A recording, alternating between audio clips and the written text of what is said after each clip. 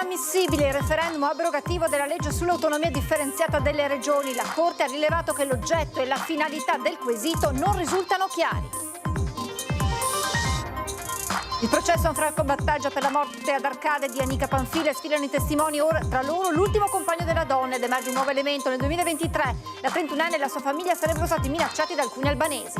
Ennesima rapina in centro messa a segno da 3 giovanissimi già conosciuti dalle forze dell'ordine. Tra i denunciati tra loro il 16enne già considerato responsabile della rapina di Piazza Pio X e delle minacce a 2 controllori MOM. Dopo 3 giorni di ricerche l'epilogo è stato tragico. Appartiene alla 61enne veneziana scomparsa da giovedì. Il corpo recuperato alle Bandie di Spresiano insieme all'auto. Principio di incendio di una centralina elettrica in via San Vito provoca in mattinata un vasto blackout in centro, evacuata una palazzina per la presenza di monossido. Cresce la preoccupazione delle categorie economiche venete per i possibili dazi imposti da Trump ai prodotti europei, e nel giorno del giuramento del nuovo presidente americano la premier Meloni a Washington cerca una mediazione. Viaggio nel nuovo reparto di ostetricia e ginecologia del Cafoncello, l'ultimo ad essersi trasferito nella cittadella della salute. Al centro degli spazi il benessere di mamma e bimbo.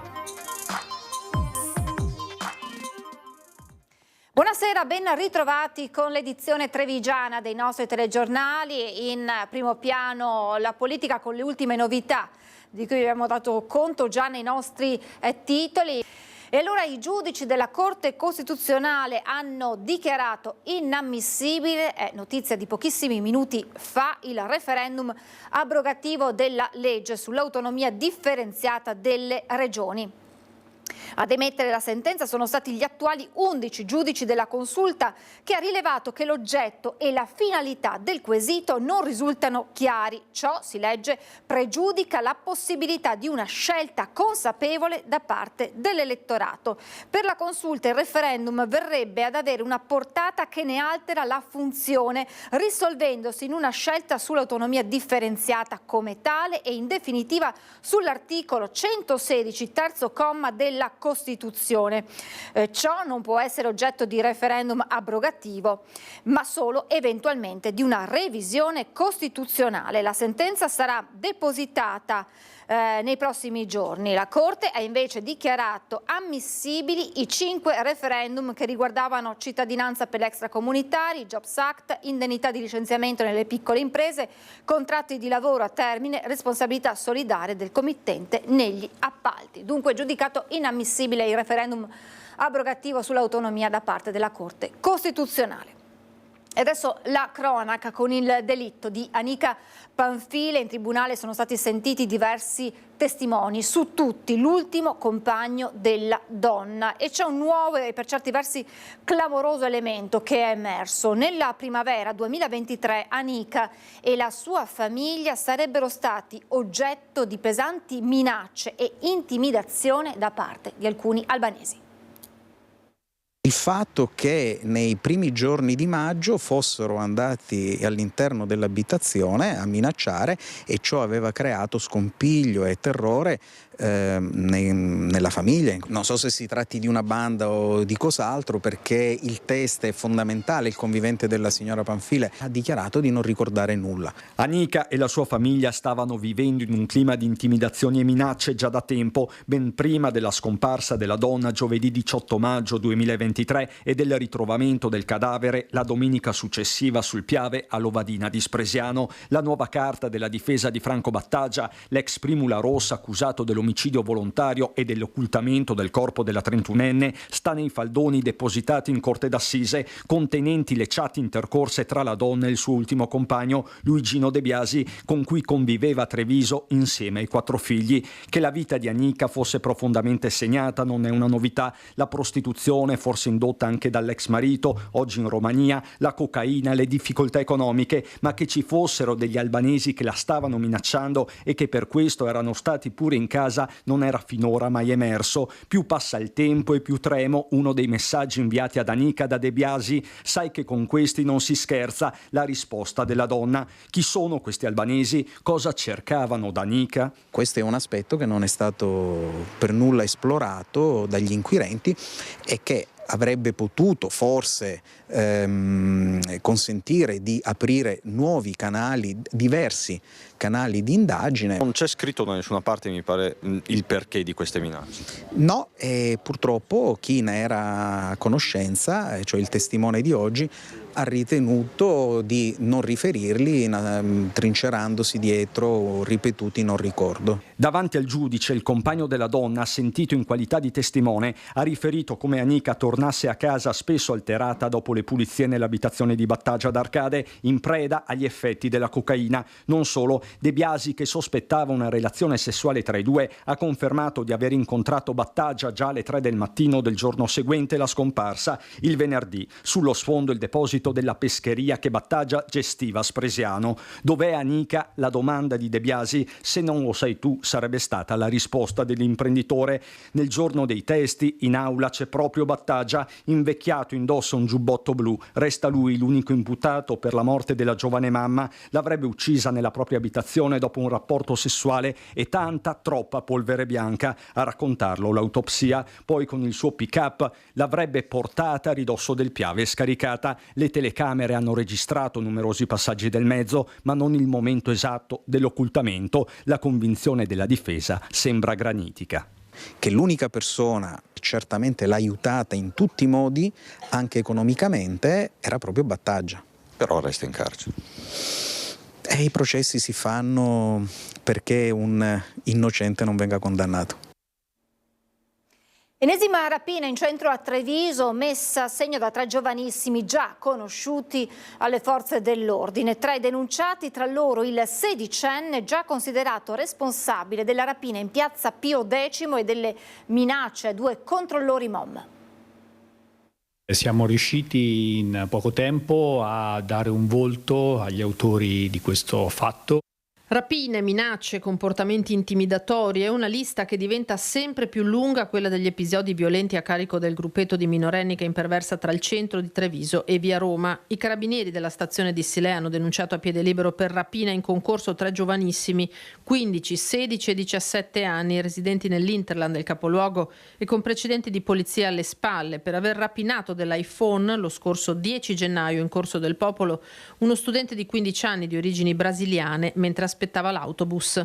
Tramite i sistemi di videosorveglianza che chiaramente ci danno una grossa mano, siamo riusciti a dare un volto a questi ragazzi che purtroppo sono comunque conosciuti anche per pregressi episodi.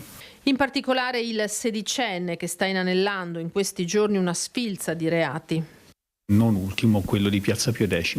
Anche in quel caso una rapina compiuta in gruppo ai danni di un 17enne al quale erano state portate via le cuffiette. Di ritorno dall'udienza di convalida aveva minacciato con il coltello 2 controllori MOM. I carabinieri hanno perquisito le abitazioni dei 3 ragazzi che la vittima stessa aveva riconosciuto. Abbiamo trovato gli abiti con i quali hanno commesso il reato, nel senso che indossavano al momento del fatto.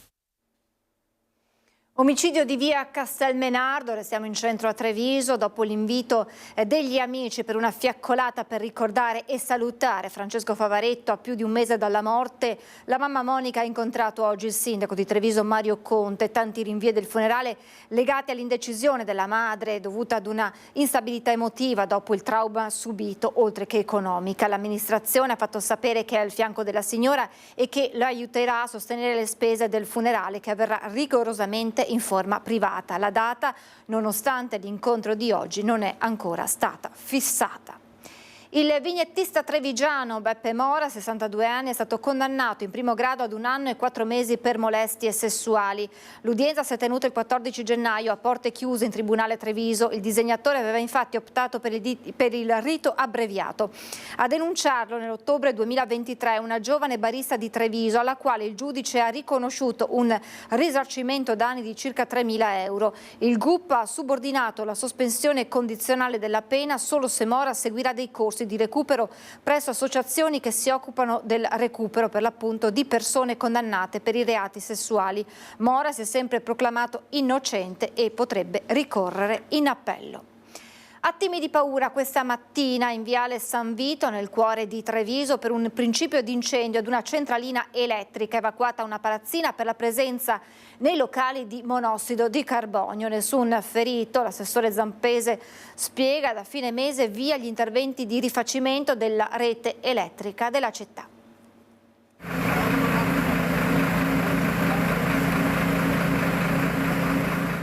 Il fumo, poi il blackout, attimi di apprensione in via Portico Oscuro, accanto a via San Vito, nel cuore di Treviso, dove intorno alle 9:15 un cortocircuito ha provocato un principio di incendio in una cabina elettrica, lasciando al buio tutta la via, compreso il comune. L'allarme è lanciato da un passante che ha visto le fiamme, allertando subito i vigili del fuoco. Estintori a polvere per spegnere il principio di incendio, domato in pochi minuti, ma è stato il fumo denso a provocare problemi alla palazzina, che è stata poi evacuata. Dopo la riparazione della cabina elettrica da parte dei tecnici e le riaperture delle finestre elettriche, i vigili del fuoco hanno provveduto all'arieggiamento dei locali del palazzo, ripristinando così la sicurezza dei luoghi dove prima era presente del monossido di carbonio. Un intervento tempestivo che ha scongiurato il peggio. Siamo in prima linea, sembra quasi una guerra. E abbiamo delle squadre di Eurogroup che stanno facendo il meglio di loro stessi, proprio per andare a riparare questi guasti. Sono tutti guasti dovuti a malfunzionamento all'interno delle centraline. Circa 15 minuti di blackout che hanno causato qualche disagio all'attività e al comune, ma senza grosse conseguenze. Si tratta di una delle tante centraline datate che governano l'illuminazione di intere vie e che spesso sono i nodi che causano i guasti elettrici in città. L'ultimo in ordine di tempo il 28 dicembre in via Manin. L'amministrazione intanto avvisa che sono imminenti gli interventi di rifacimento di tutta l'infrastruttura elettrica della città. 10 squadre, sempre di Eurogroup, per andare a cambiare tutte le lampade della prima cintura periferica e mettere i nuovi corpi illuminanti LED. Nella serata di ieri i vigili del fuoco sono intervenuti in via San Pio X a Cavaso del Tomba per l'incendio di un ricovero attrezzi e un'officina d'uso privato. Non si sono registrati feriti, ma si è reso necessario un intervento massiccio per circoscrivere le fiamme. Le squadre dei vigili del fuoco arrivate da Montebelluna a Treviso e il distaccamento volontario di Asolo con 5 mezzi e 12 operatori sono riusciti ad evitare l'estensione del rogo alla vicina abitazione. Operazioni di spegnimento rese particolarmente pericolose per la presenza di bombole di GPL. Le cause dell'incendio sono al vaglio dei tecnici dei vigili del fuoco. Dopo 3 giorni di ricerche l'epilogo è stato tragico. Al lago Le Bandie di Spresiano si sono concluse nel modo più drammatico le ricerche della 61enne veneziana scomparsa da giovedì.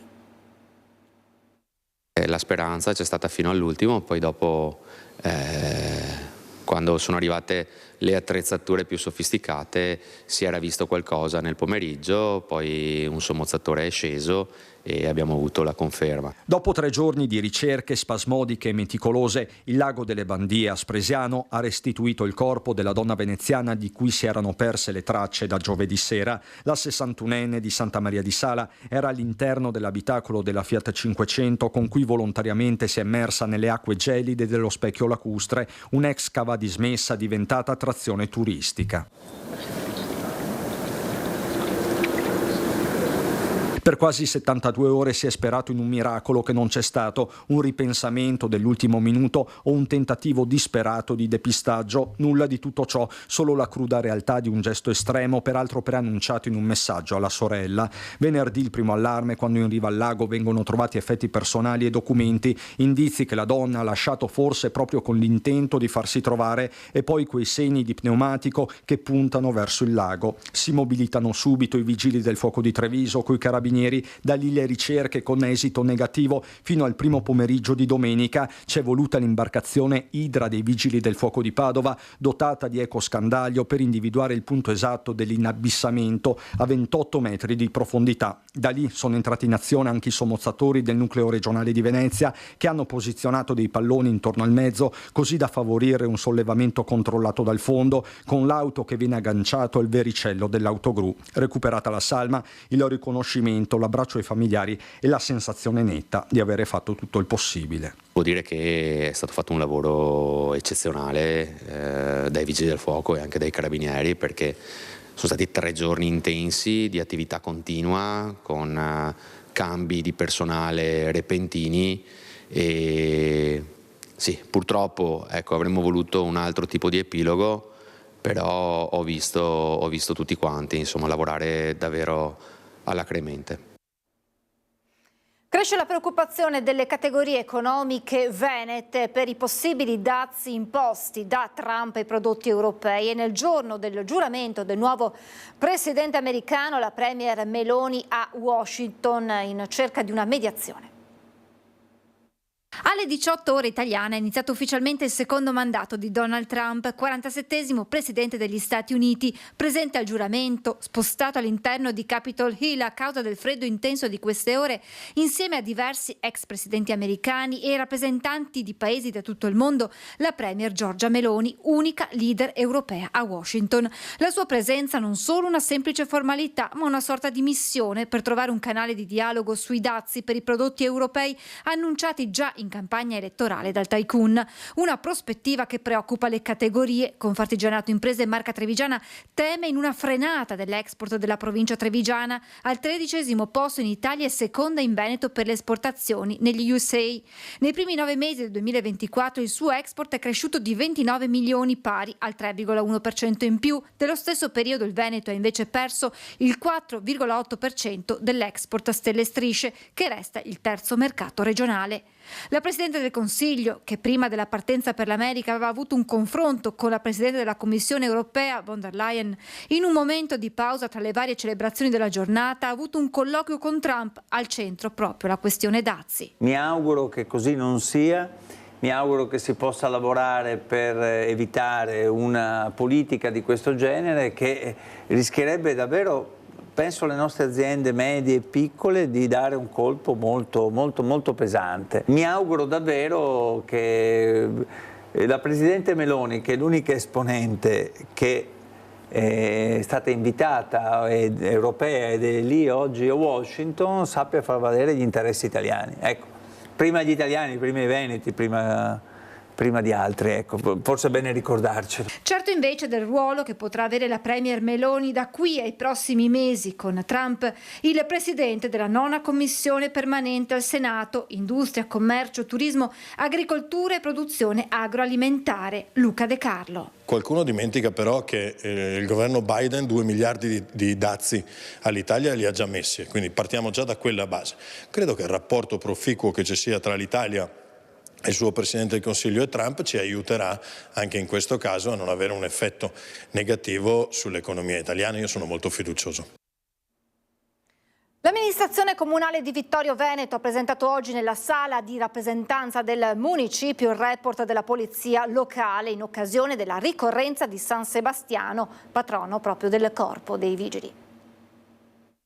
Non siamo riusciti a erogare un servizio come avremmo voluto, anche esteso alle ore serali, ma abbiamo dovuto limitarci a fare al meglio possibile quello che potevamo fare durante la giornata.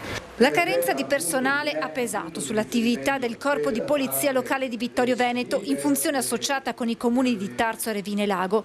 Negli ultimi giorni sono entrati in servizio 3 nuovi agenti, un altro sarà assunto a Tarso, arrivando ad un organico di 19 agenti, ancora però troppo pochi. Indicativamente dovrebbe essere intorno ai 25 agenti, quindi siamo ancora sotto il numero ottimale, però insomma l'amministrazione ha fatto veramente uno sforzo in quest'anno e ha impiegato delle risorse per appunto aumentare il numero degli agenti. Diverso il contributo che in tal senso può portare il comune di Revine Lago. Il comune di Revine Lago purtroppo, e sottolineo purtroppo, non riesce a mettere delle figure in organico perché siamo al limite con la capacità di spesa funzionale a livello di posta di bilancio. Diamo un apporto economico che si quantifica in 17-18 mila euro annui. Per quanto riguarda il bilancio delle attività nel 2024 sono state 23 le patenti ritirate, 12 in più rispetto all'anno precedente. In aumento anche gli automobilisti alla guida mentre usavano il cellulare, 82, 20 in più rispetto al 2023. Per quanto riguarda il controllo del territorio sul fronte sicurezza sono stati poco meno di 900, 888 per esattezza gli interventi messi in atto, oltre ai 26 per degrado urbano e ai 46 per situazioni di disagio sociale. In centro a Vittorio Veneto agenti in azione soprattutto per problemi legati alla presenza di gruppi di ragazzini. Nonostante li conosciamo benissimo, li abbiamo controllati centinaia di volte in questi anni, è difficile intervenire perché è una questione piuttosto culturale e di educazione più e prima che una questione di comportamenti illegittimi o illeciti. E sul fronte sicurezza continua l'impegno dell'amministrazione balliana. Abbiamo aumentato il capitolo di 400.000 euro e ci sarà questa gara di acquisizione di queste nuove videocamere. E adesso il nostro viaggio, la nostra visita nel nuovo reparto di ostetricia e ginecologia della Cittadella della Salute di Treviso, al centro degli spazi il benessere di mamma e bimbo. Ostetricia, ginecologia e terapia intensiva neonatale sono gli ultimi reparti ad aver lasciato i vecchi edifici del Caffoncello, trasferendosi nella nuova Cittadella della Salute. Sono queste giornate di adattamento per il personale sanitario alle prese con la riorganizzazione del lavoro nei nuovi spazi più ampi e moderni. Dalle sale parto alle stanze degenze, il reparto di ostetricia e ginecologia è stato organizzato mettendo al centro il benessere della mamma, ad iniziare dalle camere con 1 o 2 posti letto. Traggono beneficio sicuramente non solo per la loro privacy ma anche per il rapporto mamma-bambino. Raddoppiate le sale parto con la possibilità di utilizzarne fino a 10. Possiamo seguire in maniera migliore le gravidanze, abbiamo 2 sale parto dotate di vasca e quindi anche qui abbiamo raddoppiato il numero delle sale parto con la vasca e soprattutto poi il reparto ne ha tratto molto beneficio. Trasloco nella Cittadella anche per la terapia intensiva e la patologia neonatale, anche qui migliorata la degenza dei bimbi nati prematuri. Non sono più open space, ma come vedete sono dei box con 2 culle nella parte intensiva dove siamo adesso e quindi consente anche di fare interventi molto più personalizzati. Attenzione anche verso i genitori, in ogni box infatti posizionata una poltrona relax per la mamma che può così stare accanto al proprio piccolo. Non è più la classica terapia intensiva ad accesso limitato, qui i genitori entrano H24, possono entrare quando vogliono a visitare il loro bambino, hanno poi all'esterno un'area dedicata a loro in cui possono rilassarsi e possono riposare un attimo e poi rientrare. Ci fermiamo per qualche istante di pubblicità, tra poco.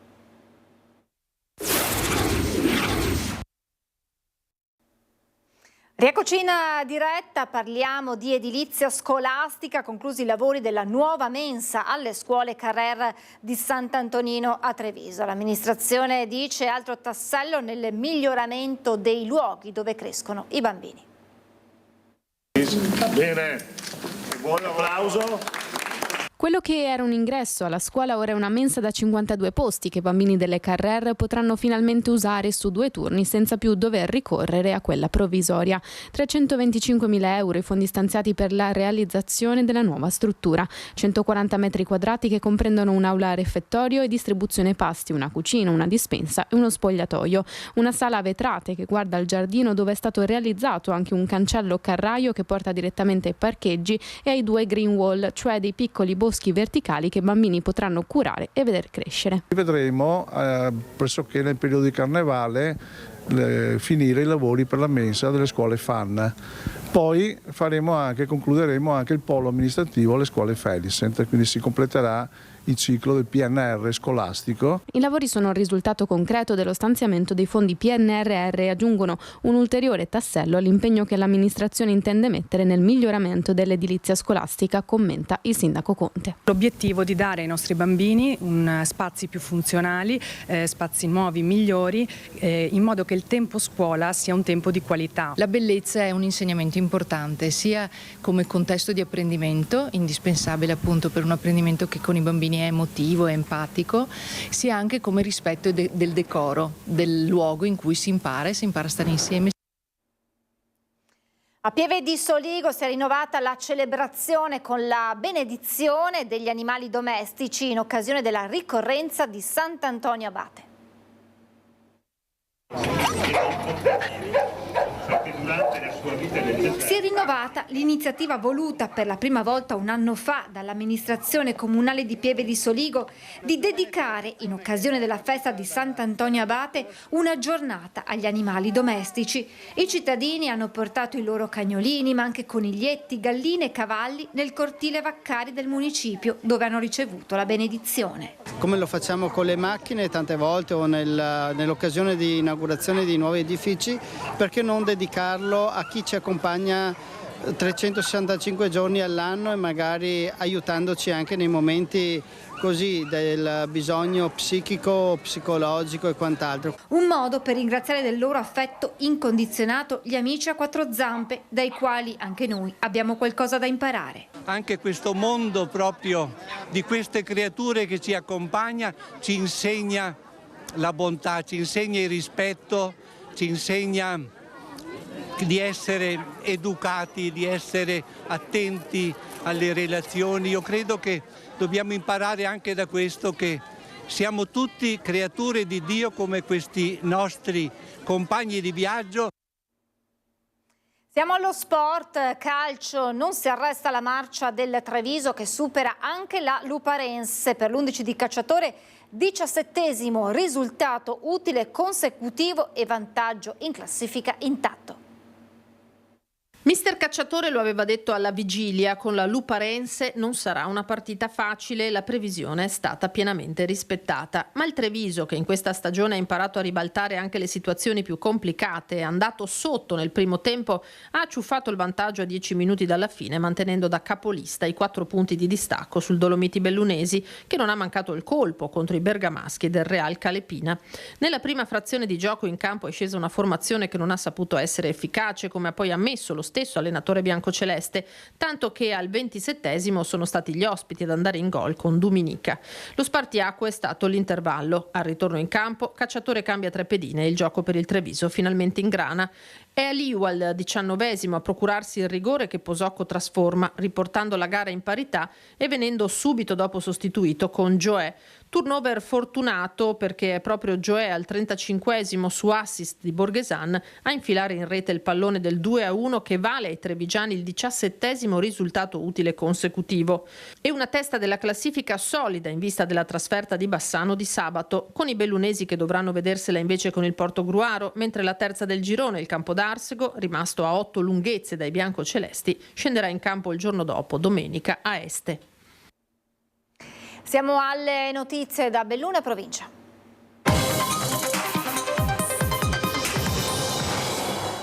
Iniziamo con la vicenda dell'anziana trovata morta a Buscole di Farra dal Pago. Il sostituto procuratore di Belluno, Simone Marcone, ha incaricato la medicina legale del San Martino di eseguire l'ispezione esterna del cadavere di Fiorella Galleazzi. L'esame dovrebbe bastare per stabilire con ragionevole certezza le cause del decesso. Sono sempre più flebili i sospetti che dietro la morte di Fiorella Galleazzi si celi un reato. C'era attesa oggi per la decisione del PM Simone Marcon, che avrebbe dovuto conferire l'incarico per l'autopsia. Invece si è appreso che il sostituto procuratore ha delegato alla medicina legale del San Martino di Belluno di eseguire una ispezione cadaverica esterna non invasiva e questa dovrebbe bastare a individuare le cause del decesso della 72enne trovata priva di vita venerdì mattina all'Adiaccio, riversa sull'asfalto a poche decine di metri dalla sua casa, 66A della frazione di Buscole di Alpago. L'esame sarà eseguito mercoledì prossimo dall'equipe del dottor Matteo Sponga. Se l'ispezione esterna fugherà ogni dubbio, l'autorità giudiziaria potrà rilasciare a stretto giro il nulla osta per la sepoltura della donna, la cui scomparsa, con modalità che subito avevano fatto pensare alla peggiore delle ipotesi, ha destato profonda commozione in tutta la conca alpagota. Da subito però, fra le cause della morte di Fiorella Galleazzi al vaglio degli inquirenti non sono state escluse anche circostanze imponderabili legate al deterioramento cognitivo di cui la donna pare soffrisse da qualche tempo e che erano motivo di preoccupazione dei familiari, la figlia e il genero. Tutti gli accertamenti delegati dalla Procura sono stati svolti dal reparto della scientifica dei Carabinieri del Comando Provinciale. Il fascicolo aperto dal PM Simone Marcon al momento resta senza indagati né ipotesi di reato. Un turista tedesco di 64 anni è stato colto da un grave malore che non gli ha lasciato scampo mentre sciava sulla pista Pordoi tra Rabba e la Val di Fassa. La chiamata di allerta alla centrale del SUAM 118 di Pieve di Cadore è arrivata poco dopo le 13:30. Per l'uomo sono arrivati i soccorritori dell'equipe dell'eliambulanza Falco 2. A nulla sono valsi i tentativi di rianimazione eseguiti sul turista che è stato issato a bordo dall'elicottero e trasferito in camera mortuaria. Successo straordinario per la 2 giorni di Coppa del Mondo di sci femminile a Cortina e test olimpico superato a pieni voti. Podio azzurro nella libera e nel Super G con Sofia Goggia e Federica Brignone, regine incontrastate sull'Olimpia delle Tofane. C'è grande entusiasmo in provincia, il bilancio è positivo sia per il lavoro della macchina organizzativa composta da oltre 350 persone che per le presenze 10.000 spettatori alla finish area nel weekend. Un impegno corale che ha visto all'opera anche le forze dell'ordine e i sanitari coordinati dal CREU regionale. Il territorio è pronto per le Olimpiadi e da oggi deve scattare una vera e propria mobilitazione, afferma la presidente di Confindustria Belluno e del gruppo tecnico nazionale Grandi Eventi Loren Berton. Ma agli industriali arriva l'autoat del sindaco di Cortina Lorenzi. C'è bisogno di sponsor, dice, dalle parole si passi ai fatti. Rallentamenti e code in alcuni tratti stradali della provincia a causa del fenomeno del gelicidio, manto stradale insidioso per gli automobilisti costretti in alcuni casi a fermarsi per evitare incidenti nonostante i veicoli siano attrezzati con gli pneumatici invernali. Diversamente da altre volte in passato, per fortuna non ci sono stati incidenti di rilievo, solo 2 gli interventi dei vigili del fuoco chiamati la notte scorsa, uno in centro a Cencenighe e uno a Belluno in via Col Cavaliere. Nessun ferito, ma solo danni ai mezzi. Giovani in difficoltà nei rapporti con gli altri, nel dialogo con se stessi, nell'affrontare la quotidianità. Se ne è occupati a Feltre con il progetto Tutta un'altra storia. Tutta un'altra storia, un'iniziativa che ha offerto ai ragazzi feltrini in età evolutiva strumenti e spazi per affrontare stati d'animo e sfide tipiche della loro età, ma che ha dato anche agli adulti nuove opportunità di valutazione e discussione partecipata degli spazi pubblici. Abbiamo raggiunto 170 ragazzi di età compresa tra gli 8 e i 20 anni. Questi laboratori emotivi mi hanno aiutato un po' a comprendere anche le esigenze di questi ragazzi, perché anche con l'era dei social, il fatto che stanno molto tempo davanti a questi schermi, fanno veramente fatica a interagire con gli altri, ma anche con le proprie emozioni. Quindi ho riscontrato anche una difficoltà nell'empatia, nella capacità quindi di mettersi nei panni dell'altro, di comprendere quello che sta provando l'altro. Sono stati coinvolti 230 ragazzi e ragazze di un'età compresa tra i 14 e i 17 anni, provenienti un po' da tutto il territorio bellunese e anche qualcuno della provincia di Treviso e del Trentino. È stato fatto un lavoro appunto sulla diversità, prendendo in considerazione vari aspetti della diversità. Il progetto, finanziato dal Dipartimento per le politiche della famiglia della Presidente del Consiglio dei Ministri, ha visto la partecipazione di ULS 1 Dolomiti, UAV di Venezia, Associazione Daphne e Metodo Studio, che hanno collaborato con il Comune per proporre una serie di laboratori e attività tutte gratuite. Noi abbiamo ottenuto finanziamento dal Ministero di 120.000 euro, non c'è stato cofinanziamento da parte del Comune ed è un progetto che vede al centro i giovani quali purtroppo hanno delle difficoltà, credo che abbiano ed hanno tantissime potenzialità che purtroppo molto spesso non vengono messe in evidenza per una serie di problematiche personali che non riescono poi a trasmettere molto spesso. Tutta un'altra storia è stato uno stimolo verso una maggiore consapevolezza interiore, utile per imparare a gestire la rabbia anche attraverso la comprensione delle diversità e dell'altro, con anche esperienze di urbanistica tattica culminate nell'abbellimento di uno spazio pubblico a Boscarizza e la realizzazione di un documentario intitolato 7 di 7, ideato e prodotto dai ragazzi stessi. È davvero tutto per questa edizione, ora come sempre la sigla e le previsioni del tempo. Grazie per essere stati con noi, buona serata.